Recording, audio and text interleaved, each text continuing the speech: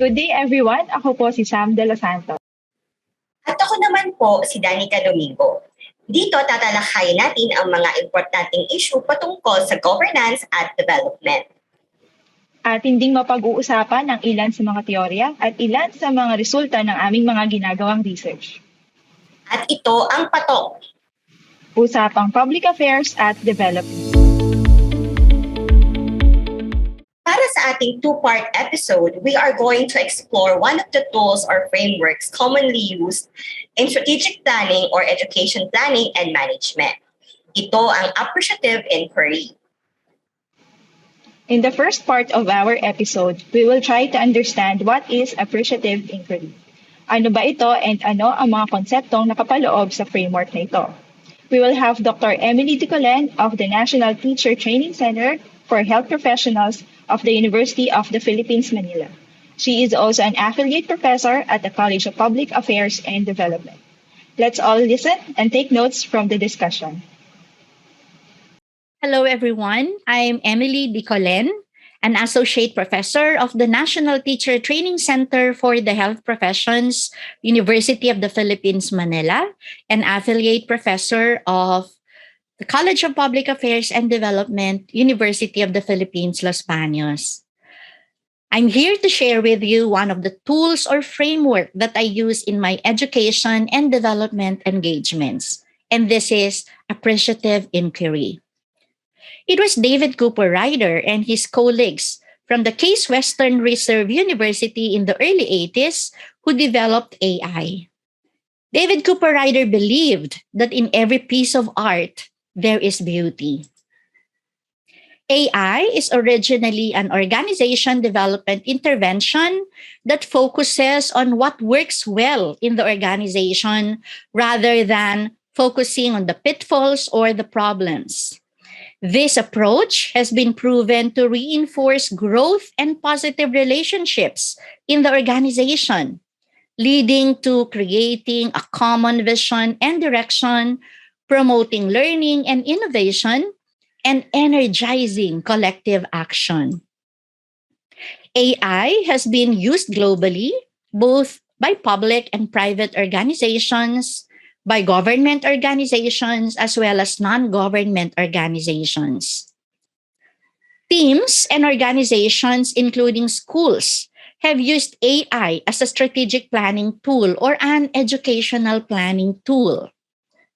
Leaders and managers have used it as an approach.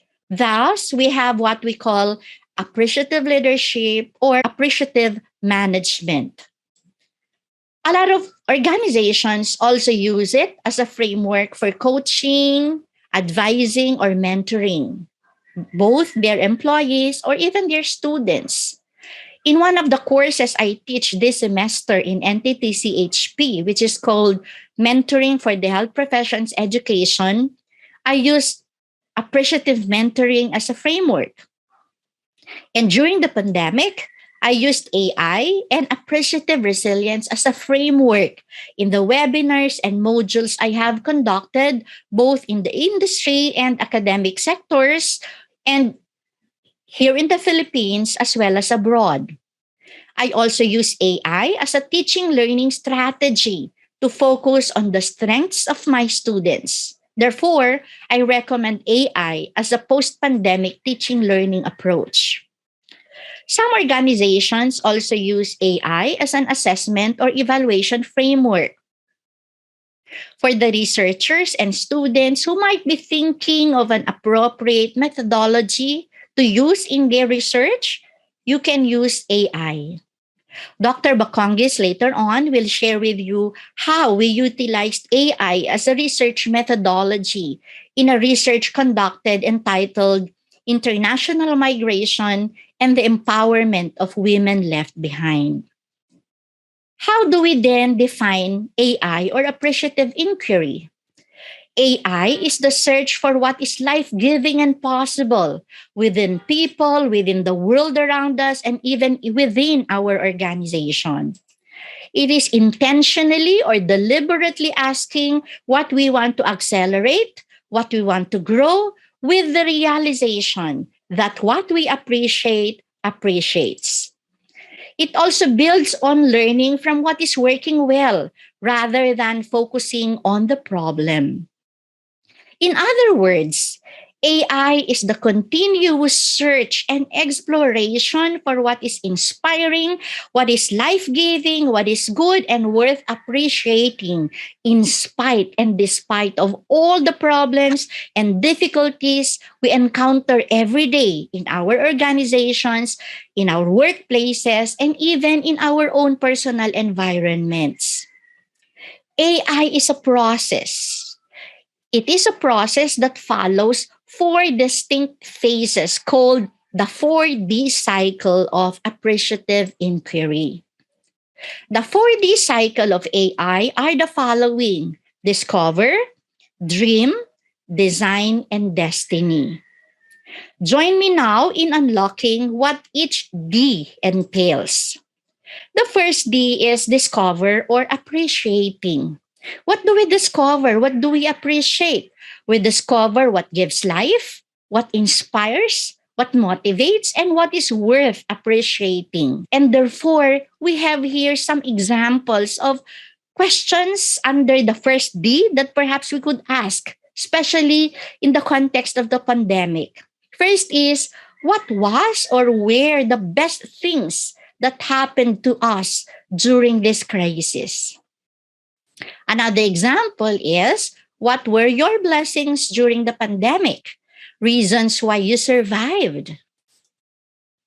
And the last example is, what motivates you today to help make tomorrow better for you and other people?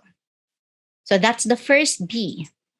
And the second D is dream or innovating. What do we dream about? We dream about what might be, what possibly might happen, what you desire, and what you envision to happen in the future. So here are some examples of questions that you could ask under the second D. First, what do you want to see in yourself or in your family or in your community or even the world after this pandemic? Another example, if you were to make 3 wishes for yourself, for your family, or for your community, or even for the world, what would it be? Okay? And another example is, what beautiful story about this pandemic will you tell your children or even your grandchildren 10 or 20 years from now? So that is the second D. Now we go to the third D, which is design or co-constructing. What do we design or what do we reconstruct or co-construct? We design what should be. What's the ideal? Or perhaps we can transform something into reality, our wishes into reality. So these are some sample questions that you could ask under the third D.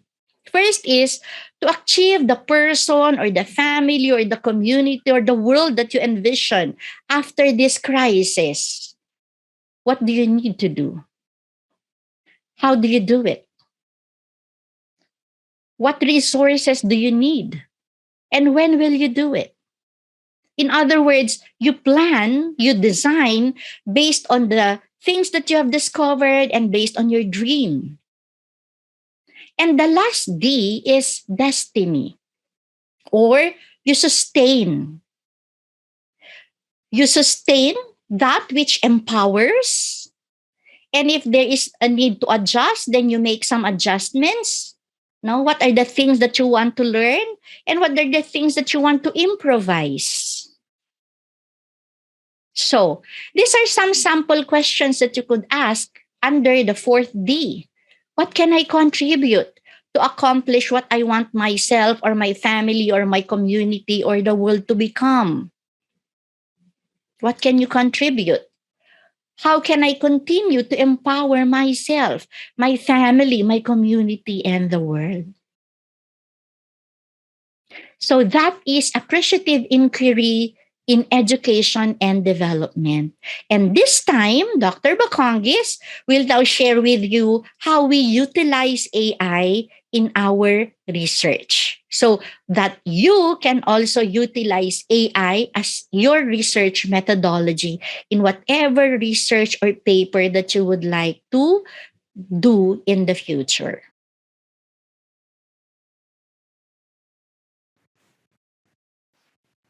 So, Ms. Sam, from Dr. Dicolen's discussion, we found out that AI or appreciative inquiry as a tool or framework looks into what works rather than focusing on the problems or what didn't work. And so probably, personally, the most concise definition or description that I could give AI is that it is a continuous search on what is worth appreciating despite and despite all of the problems around us. So, kayo naman po, Ms. Sam, ano yung takeaways nyo sa discussion ni Dr. Dicolen? All right. For me, my takeaways from Dr. Dicolen is actually the 4Ds. Ito yung discover, dream, design, and destiny. And this is all about looking at the bright side of a social phenomenon or event rather than just looking at the problems. Yes, tama kayo dyan, Ms. Sam. So, at this point, meron na tayong background on what AI is, but I think for some, this could still be highly theoretical or conceptual. But don't fret, everyone, since this is just the first part of this episode. To find out more on how AI could be applied, especially in the field of research, stay tuned for part 2. That's right, Danica. And for our second episode for this series, Dr. Rowena Dicolen, Dean of the College of Public Affairs and Development, will tell us more about how AI can be applied in research. Once again, ako po si Sam De Los Santos. At ako naman po si Danica Domingo at ito ang Patok. Usapang Public Affairs at Development.